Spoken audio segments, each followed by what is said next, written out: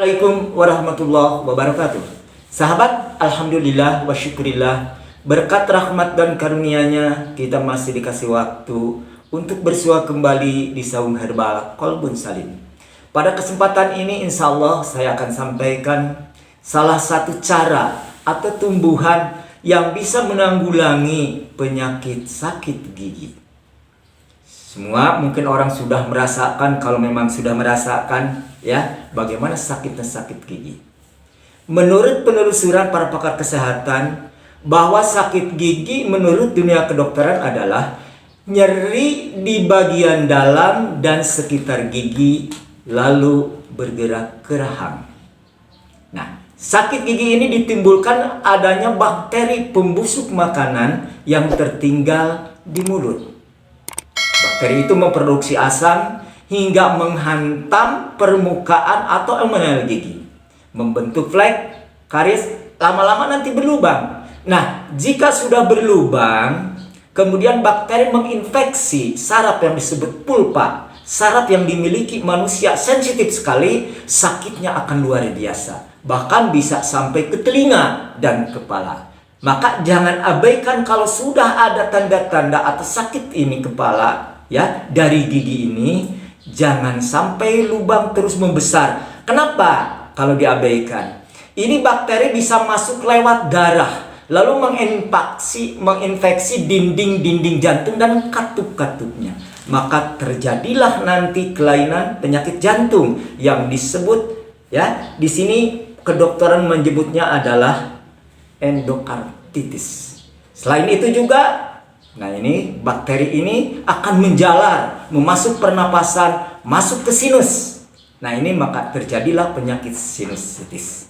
Kembali kepada sakit gigi tadi. Jadi usahakan kalau kita sakit gigi, jangan sampai dibiarkan hanya mengandalkan obat warung tok tanpa mengenal penyebabnya ya. Dari sisi mana yang harus kita kenali? Karena sakit gigi ini macam-macam. Bisa karena abses, bisa karena bolong, bisa karena karies yang dalam, bisa juga karena maaf ya, kecelakaan, jatuh atau patah gigi. Nah, caranya yang pertama kalau kita terserang penyakit gigi ini, kumur-kumur yang sudah terkenal garam di kita. Tapi alangkah baiknya kita satukan dengan sirih. 1 lembar, 2 lembar, iris-iris, karena di dalam sirih ini ada antiseptik, anti radang. Ya, ini harus sekali untuk membabat bakteri tadi yang akan merugikan. Jangan sampai diabaikan. Caranya 1 sendok makan garam, 3 lembar daun sirih, seduh air panas. Biarkan beberapa saat, tutup ya. Karena uapnya jangan keluar. Mudah-mudahan di situ ada ridho Allah, jadi kesembuhan untuk tadi membabat bakteri dan rasa sakit pun menurun. Lalu setelah itu obat yang dikonsumsi. Nah ini tadi kumur-kumur ya. Obat dikonsumsi. Nah ini karena spesifik ya.